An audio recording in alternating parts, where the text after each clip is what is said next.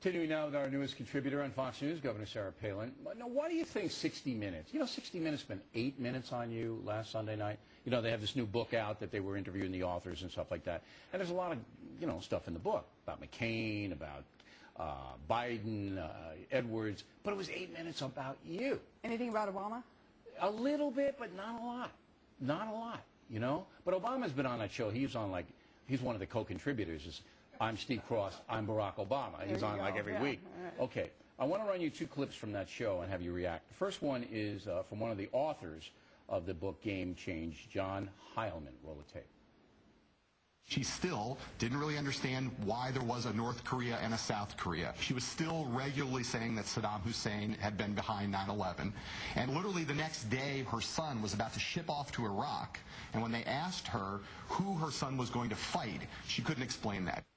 It's pretty nasty, isn't it? Well, it's pretty made up, too. I think that these reporters who were not in any part of what I was doing there as a VP candidate, I think that I explained a lot of this in Going Rogue in my book. So I was there, they were not there. Is this guy lying? He says you don't know the difference between North and South Korea? Yeah, that surprised me. I hadn't seen the 60 Minutes thing. I had been warned, you know, don't watch. It is a bunch of BS from Schmidt. Is that a lie, some of those guys.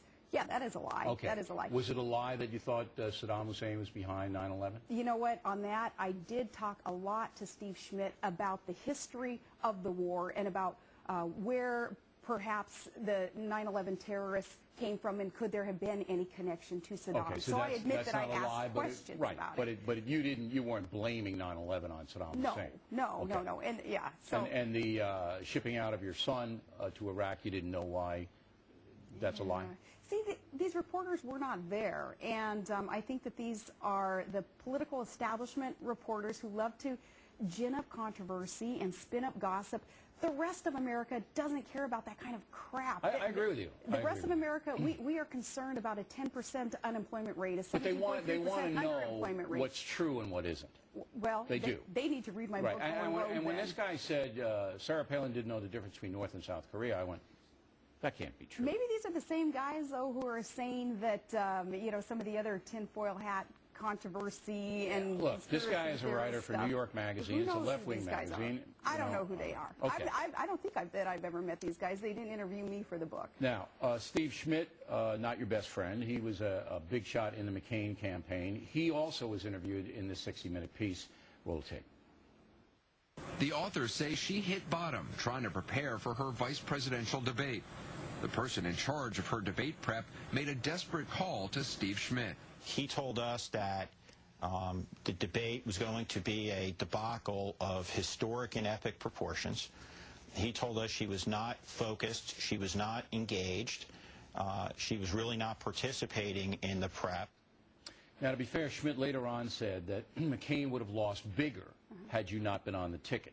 However, he's obviously saying that you were in chaos preparing for this debate. Is that true? That is not true, and Steve Schmidt told us how overjoyed he was after the debate, so pleased with the way everything turned out, as he was after the convention speech. Was there a time when you almost felt overwhelmed, though? No, I always felt pretty calm through the whole experience. So is Schmidt lying, or somebody lying to him? I think he's basing this on an anonymous source. So all that kind of gossipy, anonymous accusations, I really don't pay it any mind because, again, Bill, I know what's important. I know what the priorities are. I know that, but you know, Governor, the perception of you is that you're not that smart. That's what Saturday Night Live trafficked in. That's what the liberal media traffics in. You heard Chris Matthews go, she doesn't know anything. That's why I want to clear this up. That's why I'm asking you these questions. Because the audience, I believe, the factor audience, likes you. They want you to be treated fairly. So I have to ask questions is that a lie?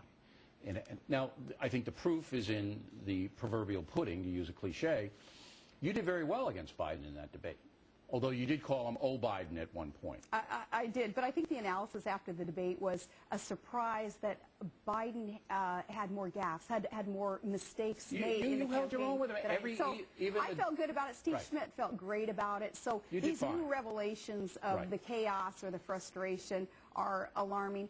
Quite irrelevant, though, to what is important in this world today. I got your point, but it isn't irrelevant to this way.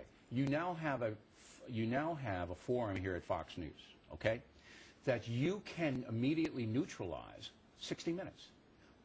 like that.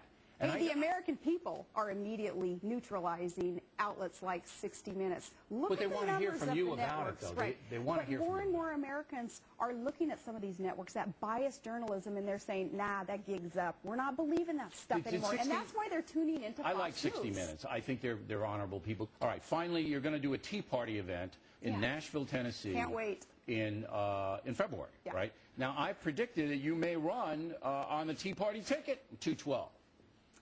Well, there is no Tea Party ticket. There could be. But I am so thankful for this Tea Party movement, for people having a place for their voice to be heard. I can't wait to do this event, and there are a lot of Tea Party events. You're the keynote here, right? I believe that I am the keynote. Right. There will be other speakers, too, though, but can't wait to get to hear from those who are so concerned about our economy and about our national security issues and share with them what I believe the solutions are. They'll love you at the Tea Party, boy. Well, they will I love can't wait you. to be there, and you know, there's always that controversy, it seems, surrounding whatever it is that I announce that I'm going to do. There's controversy involved in this one because the Tea Party offered me a speaking fee. I will not financially be gaining anything from this. You should, though. You have a family to support. Take the money. You know what's more important?